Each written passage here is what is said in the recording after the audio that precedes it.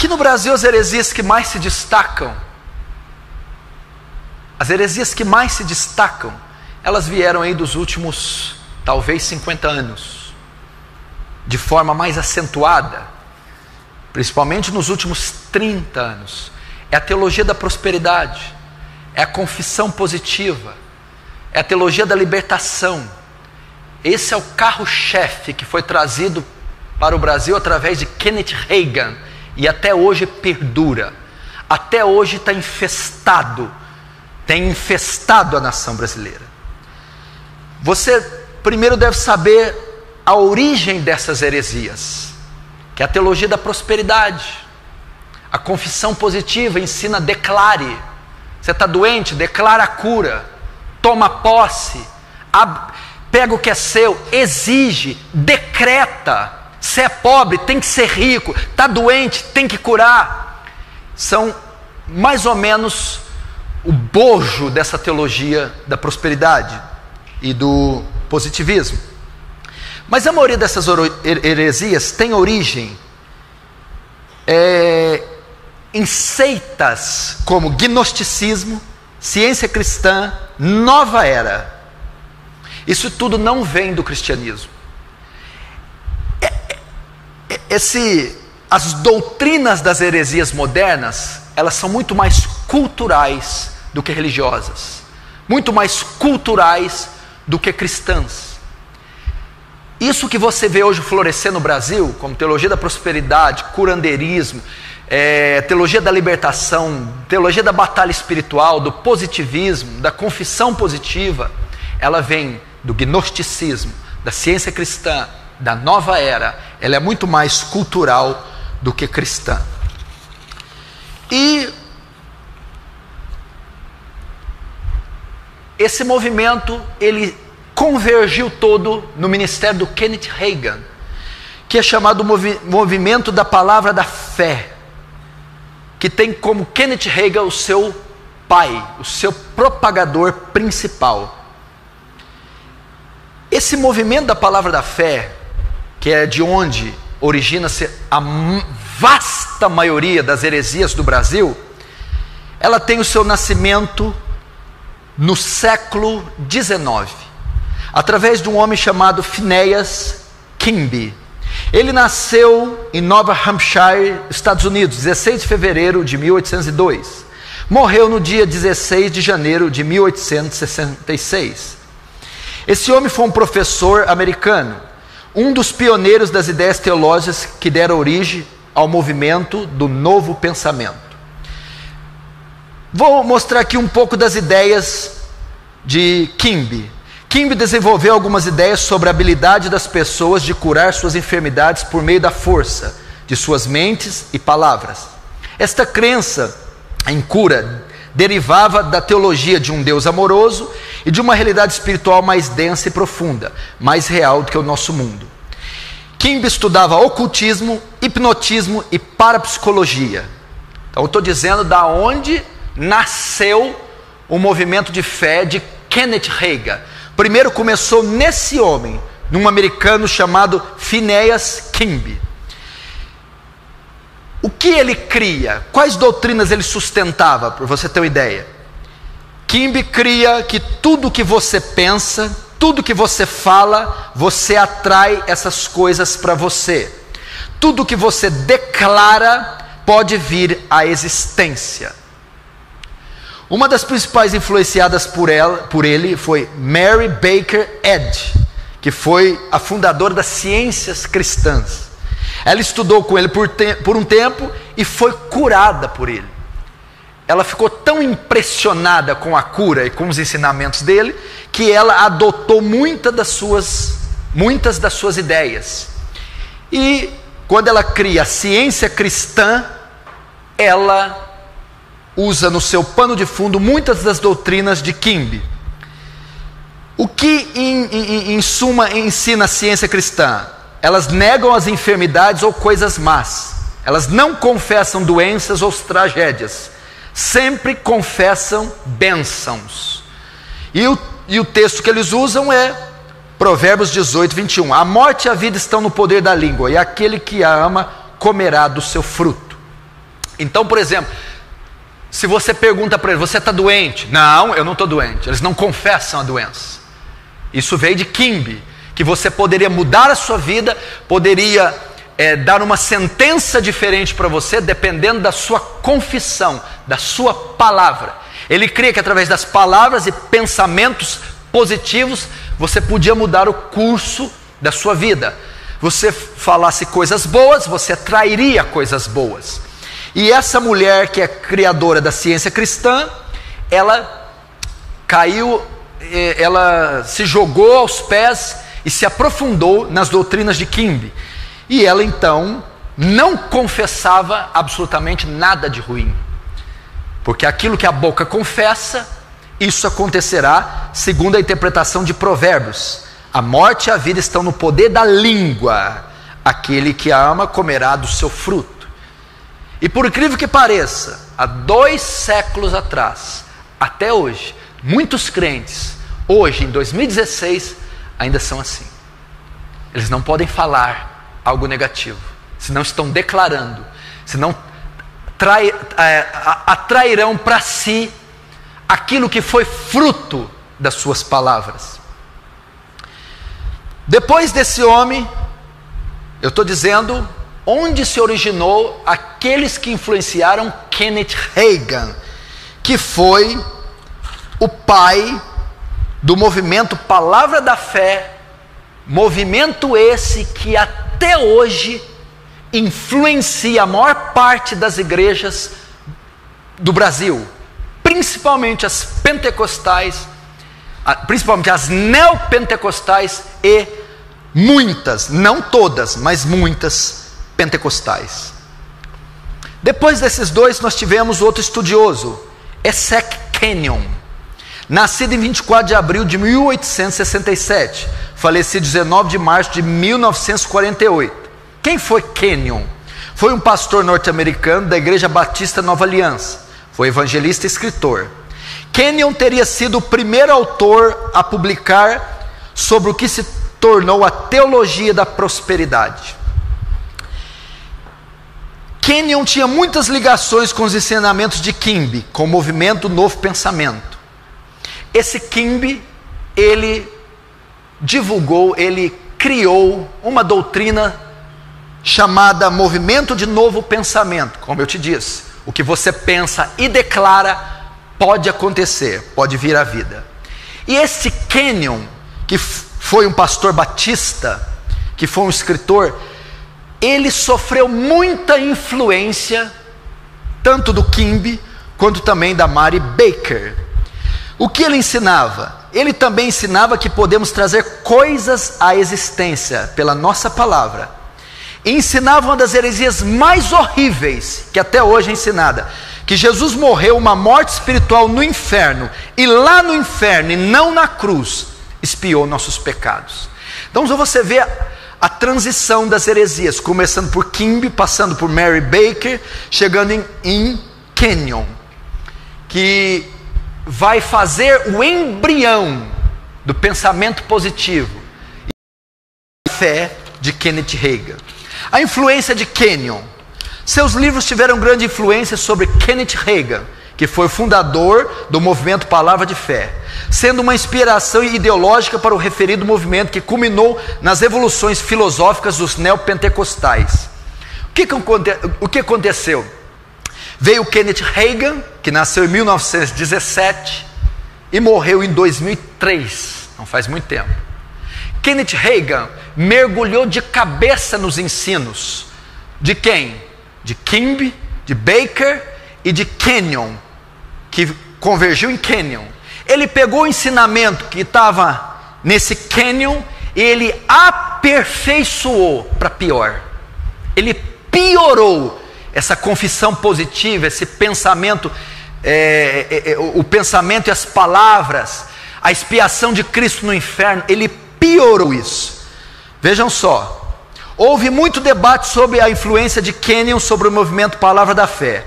Alguns críticos, incluindo Dr. McConnell, Dave Hunt e Hank Hanegraaff, defendem que a mainstream do movimento Palavra da Fé plagiou a teologia de Kenyon, ou seja, Kenneth Hagin, que é o criador do movimento Palavra da Fé, que até hoje influencia hereticamente o Brasil, ele plagiou os ensinos de Kenyon, que foi influenciado por Baker e por Kimby, entendeu? E ele piorou, aperfeiçoou as avessas, para pior. Eu estou dizendo isso para nós chegarmos no que muitos acreditam ainda hoje, para as heresias que muitos acreditam ainda hoje. Aí chegamos em quem? Kenneth Hagin. Ele vai tomar o bastão de Kenyon. Nasceu em 1917 e morreu em 2003. Engraçado que falso profeta demora a morrer, né?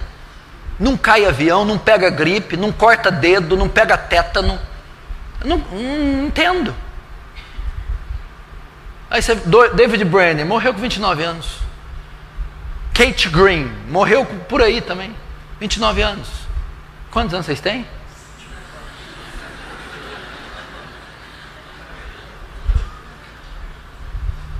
Quer viver muito? Vira falso profeta. Não vira não. Kenneth Hagin, então, 1917, morreu em 2003. Ele foi o fundador, o pai do movimento Palavra da Fé. Eles então pegaram os ensinamentos desse antepassado e os pioraram. A grande parte dos ensinamentos de Hagin vem daquilo que a maioria dos falsos profetas também dizem. Foram revelações dadas pelo próprio Deus. Essa confusão abominável que está no Brasil, em termos teológicos, as aberrações teológicas que você vê no Brasil, a teologia da prosperidade, todo esse pandemônio cristão, tudo isso veio do pai deles, Kenneth Hagin. Teologia da prosperidade, Kenneth Hagin. Confissão positiva, Kenneth Hagin. Batalha espiritual, Kenneth Hagin. Veio dele. E da onde se originaram a maioria das doutrinas de Kenneth Hagin? Foram oriundas dos ensinamentos de Kenyon e das visões que ele teve de Deus. É engraçado você notar que a maioria dos falsos profetas não baseia o seu ministério, não funda as suas igrejas baseado nas escrituras, e sim em revelações pessoais que eles tiveram de Deus, de Jesus ou de um anjo. Você pega Joseph Smith, como que ele escreveu o livro dos Mormons, o fundador do mormonismo? Foi porque ele teve a revelação de um anjo. Você pega tantos outros falsos profetas. Ben Hinn diz ter falado várias vezes com Cristo, com o anjo, e até ter visto o Espírito Santo de forma corpórea. Kenneth Hagin fundamenta nisso. Hagin afirma que Jesus apareceu a ele fisicamente pelo menos 8 vezes. R.R. Soares é o maior propagador do ministério de Kenneth Hagin no Brasil. Esses livros na década de 80, 90, venderam aos montões. Milhares de cristãos em todo o Brasil possuíam na sua estante livros do Kenneth Hagin. O evangelicalismo brasileiro foi influenciadíssimo pelas doutrinas de Kenneth Hagin. E Kenneth Hagin fundamentou seu ministério em quê? Em hereges, em seitas e em visões mentirosas.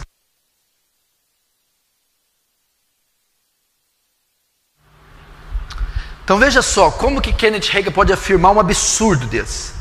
Ele afirma que Jesus apareceu a ele fisicamente pelo menos 8 vezes. Se ainda fosse como para Saulo na estrada de Damasco, já duvidaríamos. Foi uma aparição de Jesus. Ele viu fisicamente. Apareceu para ele. Fisicamente. 8 vezes para ele. Dando a ele as inspirações para o seu ministério. Presta atenção, em um livro que ele publicou chamado Autoridade do Crente, ele conta que conversou com Jesus 1h30. Esse livro está à venda. Chama A Autoridade do Crente. Conta que conversou com Jesus 1h30. E de repente nessa conversa, isso está narrado no livro, aparece um demônio em forma de macaco, que fica balbuciando e atrapalhando a conversa dele com Jesus. Passado um tempo, ele vendo que Jesus não faz nada, ele ordena que o demônio se cale e expulse o demônio. Então ele conta no livro que fica pensando, por que será que Jesus não fez isso? Por que será que Jesus não expulsou esse macaco, esse demônio em forma de macaco? É então que ele faz essa pergunta para Jesus. E Jesus responde: se você não tivesse tomado essa atitude a respeito do macaco, eu não poderia ter tomado. Ele disse, em outras palavras para Kenneth Hagin, só você poderia ter expulsado o demônio, eu não poderia. Coisas como essa ele escreve no livro, demonstrando que tinha autoridade superior ao Filho de Deus. Benny Hinn, a nação brasileira até hoje bebe das doutrinas de Benny Hinn. Talvez o livro evangélico mais vendido no Brasil foi o livro Bom Dia Espírito Santo, do Benny Hinn. Benny Hinn estava no Brasil, se eu não me engano, no ano passado, ou em 2014. Vem constantemente ao Brasil fazer eventos no meio pentecostal e neopentecostal. Benny Hinn, em uma pregação, afirmou que Jesus ia aparecer em Nairobi, Quênia, para ele, fisicamente. Ele ia fazer uma cruzada em Nairobi, Quênia, e ele disse que Jesus ia aparecer para ele fisicamente. E quando ele está pregando, ele diz aos ouvintes: nós temos uma grande possibilidade de voltar de Quênia tendo imagens filmadas de Jesus no púlpito, materializado fisicamente. Dentre as heresias de Benny Hinn, porque Benny Hinn também é o desdobramento da confissão positiva de Kimby, de Kenyon e de Baker, que foi toda convergida e aperfeiçoada para pior em Kenneth Hagin. Foi também influenciado por Hagin, Benny Hinn. Benny Hinn já ensinou as 9 pessoas da Trindade, para você ter uma ideia. 9 pessoas da Trindade. Benny Hinn ensina a doutrina do super-homem e da super-mulher. Ensina que Adão, quando foi criado, podia andar debaixo d'água sem respirar, podia voar até a lua. Ensinou que Eva também era uma mulher perfeita, e que no plano original, Eva dava a luz pelo lado. Benny Hinn ensinou isso. Dava a luz pelo lado, porque foi da costela de Adão que foi criada. Com o pecado, ela passou a dar a luz para outra parte. É isso que Benny Hinn ensina. Ele escreveu Bom Dia Espírito Santo, Bem-vindo Espírito Santo, Unção e o Sangue. São os livros mais famosos dele em português. Nesse livro, o Sangue, ele estava fazendo uma cruzada, e ele chamou para participar dessa cruzada 49 freiras.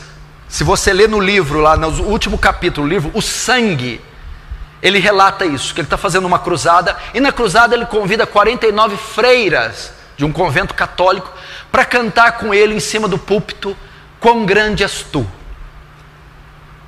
E elas cantam e entoam junto com ele. Essas freiras convidam Benny Hinn para ir no seu convento. Ele vai, ele começa a orar com elas, e começa a ministrar sobre elas, começa a orar em línguas. E as freiras oferecem a hóstia para ele, a Eucaristia. Ele come, toma da hóstia. Ele conta no livro que ao tomar a hóstia, ele sente um fogo entrando dentro dele, uma paralisia com ele, e ele sente os dedos dele nessa hora tocar no manto. E dentro desse manto havia um corpo. E diz Benny Hinn que esse corpo era o corpo de Jesus. Ele tocou o corpo de Jesus sobre o manto depois de ter comido uma hóstia num convento católico junto com as freiras. É um dos autores que mais vendem livros no Brasil. Estava aí agora, recentemente.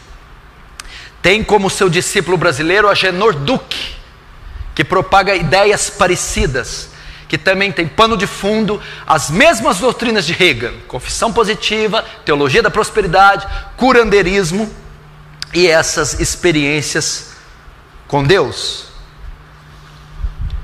Benny Hinn também descreve no Bom Dia Espírito Santo que ele está orando no seu quarto e vê o Espírito Santo em forma corpórea, e a mãe chama ele para o almoço, ele vai, e o Espírito Santo diz para ele: espere só mais 5 minutos, por favor.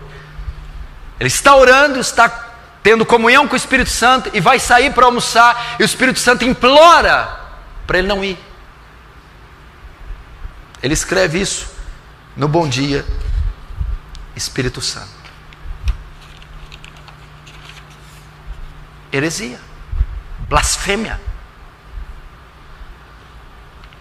Vamos ver mais um pouco dos desdobramentos desse ministério de Kenneth Hagin, que fez discípulos pelo mundo inteiro. Os desdobramentos do movimento Palavra da Fé. Um dos desdobramentos, uma das suas doutrinas é a confissão positiva. Esses falsos profetas, principalmente os da prosperidade, ensinam que podemos trazer coisas à existência pelas palavras. Por isso o termo confissão positiva. Usa o texto de Provérbios, poder da língua. Por isso é que Kenneth Hagin é considerado sendo influenciado por Kimby, que é o movimento do novo pensamento. O que a confissão positiva ensina? Pense positivo, declare, decrete, determine. Você vai ver muito essa doutrina na Igreja Internacional da Graça, o R.R. Soares ensinando isso.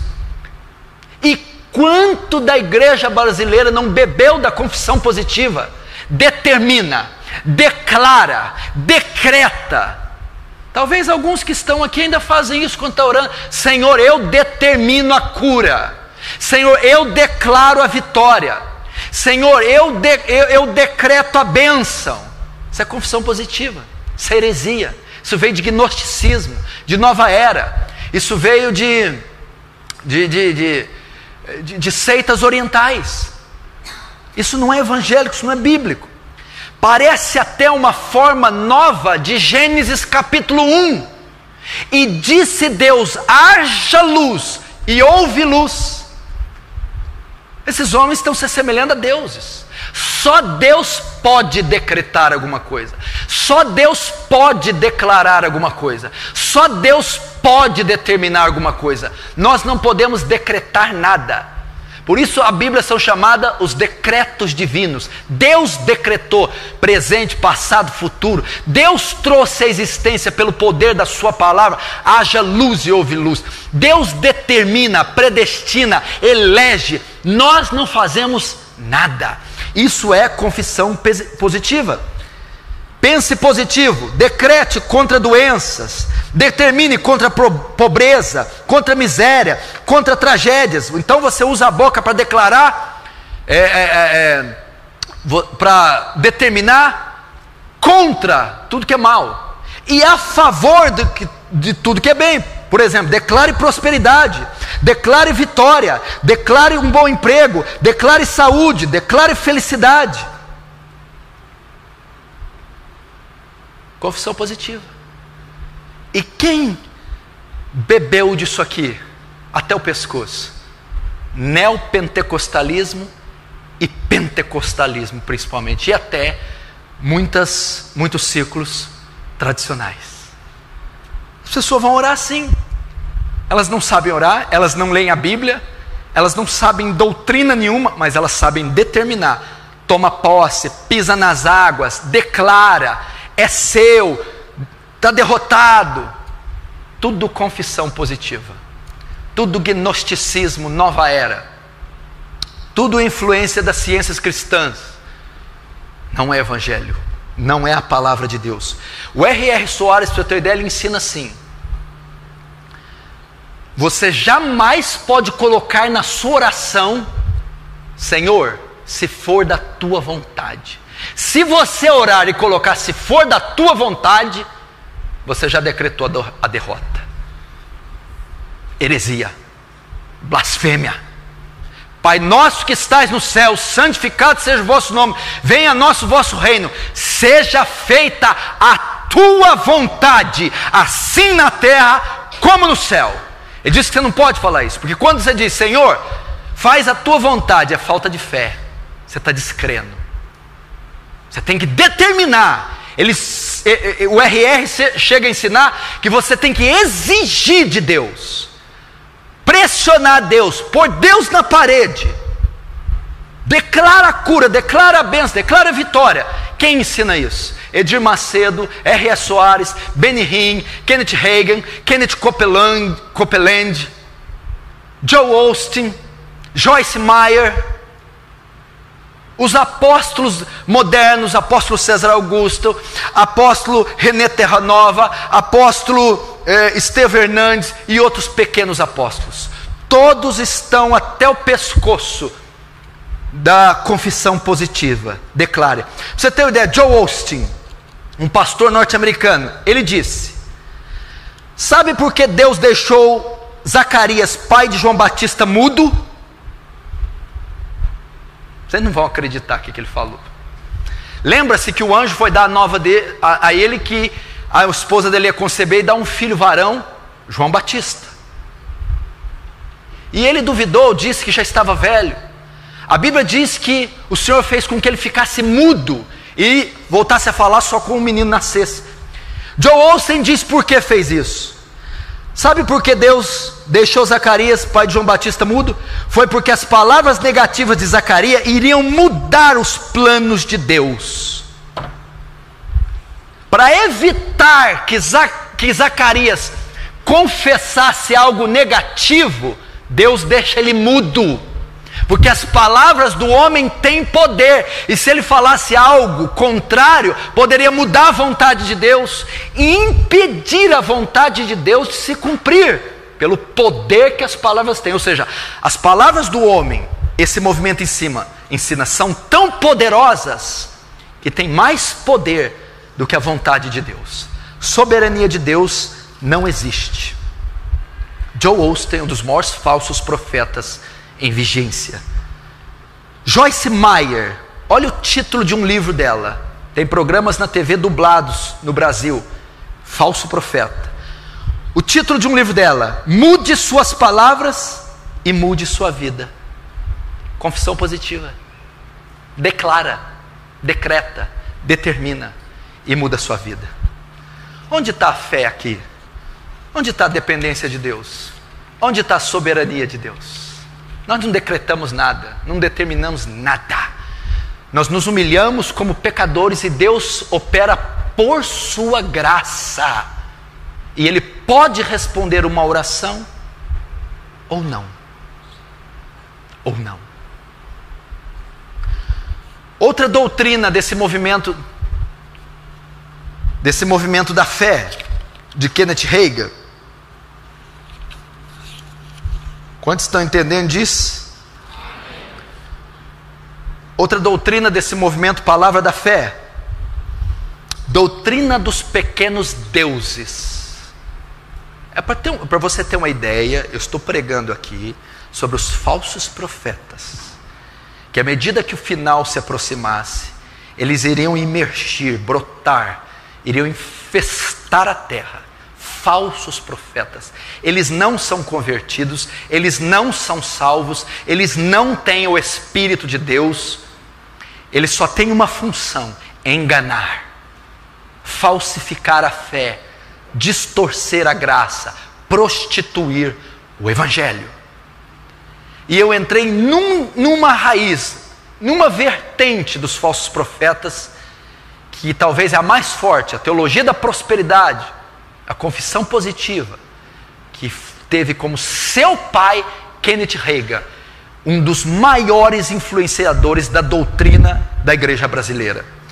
E outra dessas falsas doutrinas, doutrina dos pequenos deuses. Eu ouvi isso há 14 anos atrás, em uma igreja que eu congreguei. Eu ouvi que eu era um pequeno Deus. Eu sei disso aqui, eu aprendi isso aqui. Eles ensinam que se você é cristão, você é um pequeno Deus. Um pastor americano chamado Creflo Dollar olha o nome dele, pastor norte-americano, afirmou, ele comentou sobre Gênesis 1, 26, 27. Façamos o homem a nossa imagem e semelhança. Olha o comentário que Creflo Dollar diz: cada animal foi criado segundo a sua espécie, na criação. O ajuntamento deles resultaria em um animal da mesma espécie, não é isso? Animais da mesma espécie produz seres da mesma espécie. Olha onde ele foi para fundamentar a doutrina dos pequenos deuses. Cavalo com cavalo, quando se juntam, vão ter, vai nascer dali um animal da mesma espécie, um cavalo. Cachorro com cachorro se ajuntam, vão reproduzir um animal da mesma espécie, outro cachorro. Olha o que ele vai dizer: quando a Trindade se ajuntou para criar o homem, eles criaram alguém da mesma espécie deles, ou seja, um Deus, um pequeno Deus. Lembra que eu falei? Concupiscência da carne, concupiscência dos olhos, soberba da vida. É o que essas doutrinas ensinam. Confissão positiva, o que é isso? Concupiscência da carne. Teologia da prosperidade, concupiscência dos olhos. Está vendo o Rolls Royce? Creia que ele é seu. Está vendo a mansão? Creia que ela é sua. Agora, a doutrina dos deuses, dos pequenos deuses. Você não é qualquer um não, meu chapa. Tu é um Deus. Tu manda e desmanda. Tu decreta. E olha a interpretação falaciosa. Nós somos oriundos do conselho da Trindade. Logo, nós temos natureza divina. Eles dizem que Adão foi assim. Adão não era como Deus, não tinha reflexos de Deus. Adão era uma réplica exata de Deus. Eles ensinam isso.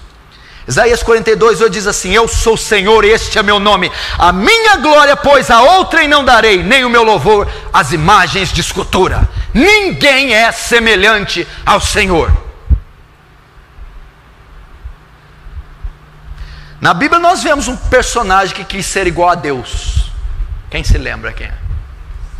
Se deu mal. Satanás quis se assemelhar a Deus, foi expulso e banido do céu para sempre. Doutrina dos pequenos deuses é a mesma de Benihim, que é oriundo, que a doutrina de Benihim é oriunda de Kenneth Hagin, do super-homem, do semideus, do homem que pode tudo. Agora presta atenção, outra doutrina desse movimento Palavra da Fé. E não pense você que isso não está na maioria dos púlpitos brasileiros ainda. Está. É a deidade do homem. É o triunfalismo do homem.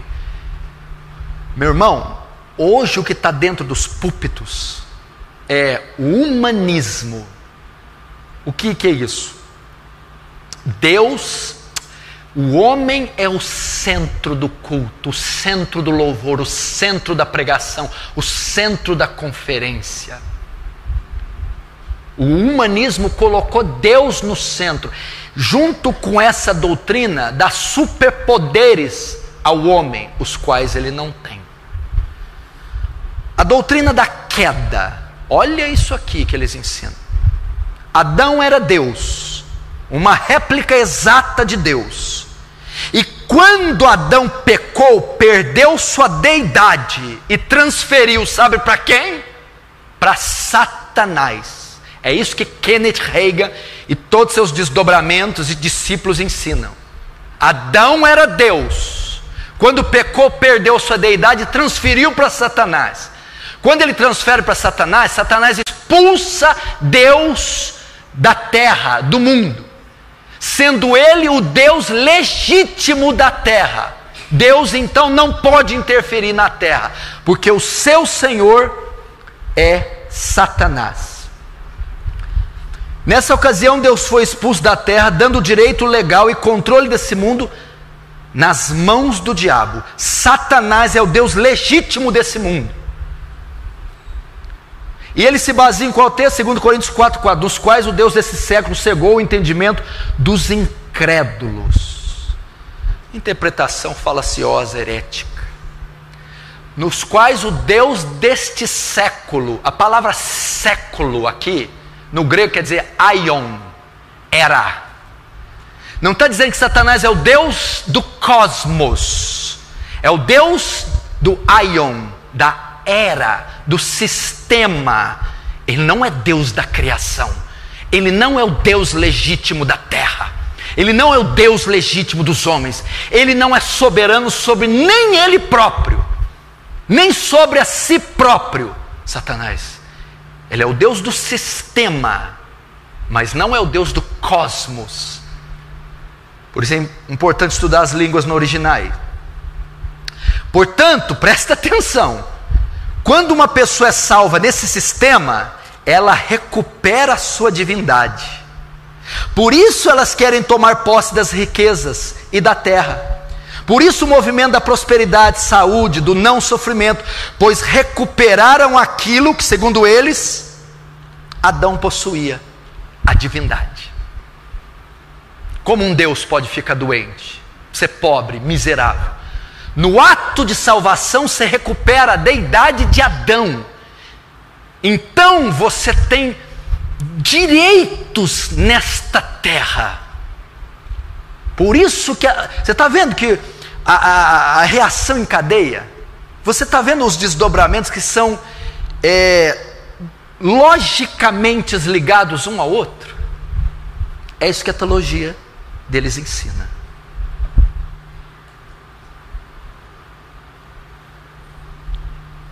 Myles Munroe, a respeito disso, sabe o que ele diz? Myles Munroe, ele difundiu muito a sua doutrina aqui, através do ministério do Silas Malafaia. Malafaia foi responsável por trazer ele aqui várias vezes. Recentemente sofreu um acidente de avião, morrendo com a sua família. Ele disse, numa conversa com Benny Hinn, que Deus não pode interferir nesta terra sem a permissão do homem. Deus não pode interferir na terra sem que o homem deixe. Está cheio de palestras deles no YouTube e livros dele, que ele esteve aqui há 2, 3, 4 anos atrás. Falso profeta. Ensinou uma blasfêmia. Salmo 115, 3. Mas o nosso Deus está nos céus e faz tudo o que lhe apraz. Tudo que Deus quer, faz como quer, quando quer, sem pedir permissão para ninguém. O que for contrário a isso é heresia, blasfêmia. Sobre a morte de Jesus na cruz, veja o que eles ensinam sobre a morte de Jesus. Esse todos ensinam. Joyce Meyer, Benny Hinn, Joe Oster, Kenneth Copeland, todos esses falsos profetas ensinam. Kenneth Hagin ensinou. Eles ensinam que a morte na cruz não foi suficiente para expiar nossos pecados. Ela foi só o início. Jesus teve que descer ao inferno, sofrer, ser atormentado, e lá morreu espiritualmente. Lá morreu espiritualmente e perdeu a sua deidade. Ele teve que nascer de novo para pagar nossos pecados. Essa foi a verdadeira expiação para os nossos pecados. Não foi na cruz, e sim no inferno que ele expiou nossos pecados. Dá para você ler um livro desse? Crer num negócio desse? Todos esses falsos profetas ensinam isso. No Brasil, o maior difusor de Kenneth Hagin é R.E. Soares, aquele que mais publica livros sobre Kenneth Hagin. Valnice Milomes era missionária da Convenção Batista Brasileira durante 14 anos em Moçambique. Depois rompeu com a Convenção Batista e bebeu muito dos ensinos de Kenneth Hagin. Voltou ao Brasil para defender questões judaizantes. Valnice Milhomem, pra você ter uma ideia, ela profetizou a data da volta de Jesus. Disse que ele voltaria num sábado. Ela profetizou isso. Teologia da prosperidade. A grande criadora da teologia da prosperidade, a difusora no Brasil, foi a Igreja Universal do Reino de Deus, com o seu bispo Edir Macedo. A teologia da prosperidade, ela resume aqui a confissão positiva. Qual que é o resumo da confissão positiva?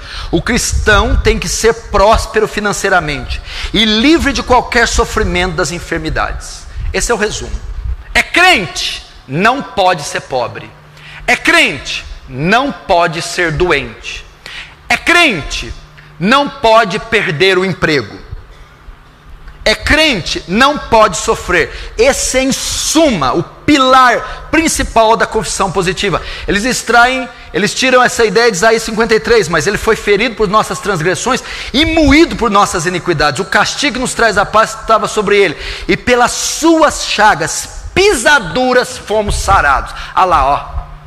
A expiação na cruz não garante só perdão dos pecados, mas cura de enfermidade, segundo Isaías 53. Mas não é essa a interpretação. Feridas aqui está falando de pecados. É o que Pedro vai dar. A interpretação está em 1 Pedro 2,24. Levando ele mesmo no seu corpo, os nossos pecados sobre o madeiro, para que mortos pelo pecado pudéssemos viver para a justiça. E pelas suas feridas foste sarado. Sarado do quê? Do pecado. A ferida aqui é iniquidade. Então a expiação não garantiu cura, garantiu perdão dos pecados. Eu creio em cura? Creio. Deus pode curar? Pode. Pode curar em resposta à oração? Pode. Mas ele não disse que ia curar todo mundo. Não disse que a cruz garantiu a saúde de todo mundo. A cruz garantiu a redenção de todo o que crê. Então, esse é o carro-chefe da confissão positiva, propagada pela Igreja Universal de Deus, que tem o seu chefe Edir Macedo. Deus não quer que você sofra. Deus não quer ver ninguém pobre. Deus não quer ver ninguém doente. É a vontade de Deus que todos prosperem, que todos enriqueçam e que todos sejam curados e que ninguém sofra. A máxima da teologia da prosperidade é: exija seus direitos diante de Deus. E aí vai. Tem tanta coisa para falar aqui. Paul Yang-Shu. Quem aqui conhece o livro dele, Quarta Dimensão? Ele é pastor da maior igreja do mundo. A igreja dele tem 1 milhão de membros na Coreia do Sul, mais de 1 milhão. No seu livro Quarta Dimensão, ele estava orando e pedindo para Deus uma escrivaninha, uma cadeira com rodinha e uma bicicleta, quando era mais novo. E Deus não respondia. Ele escreve isso no seu livro Quarta Dimensão. Foi então que Deus veio e ele fala assim: olha, eu não te respondi porque você não é específico. Eu não sei o que você quer, se não é específico, seja específico. Ele então diz: olha, eu quero a cadeira com rodinha cromada, a bicicleta assim, com um monte de catraca, e a escrivaninha assim, assim, assado. Aí ele recebeu. Então ele diz: quando você for específico, declarar, tudo vai acontecer. Livro Quarta Dimensão. Heresia. Estou terminando. Esses são alguns desdobramentos dessas seitas, dessas heresias. Nós estamos aqui para denunciar esses falsos profetas. Eu só mostrei a ponta do iceberg, só um fio de cabelo do que está aí em nossa nação. Nós não podemos nos calar. Nós não podemos assistir eles fazerem isso com a fé. Eles estão vituperando a cruz de Cristo. Eles estão escarnecendo o Espírito Santo. Estão profanando o sangue da nova aliança. Estão calcando os pés o Filho de Deus e o Espírito da graça. Estão levando multidões para segui-los.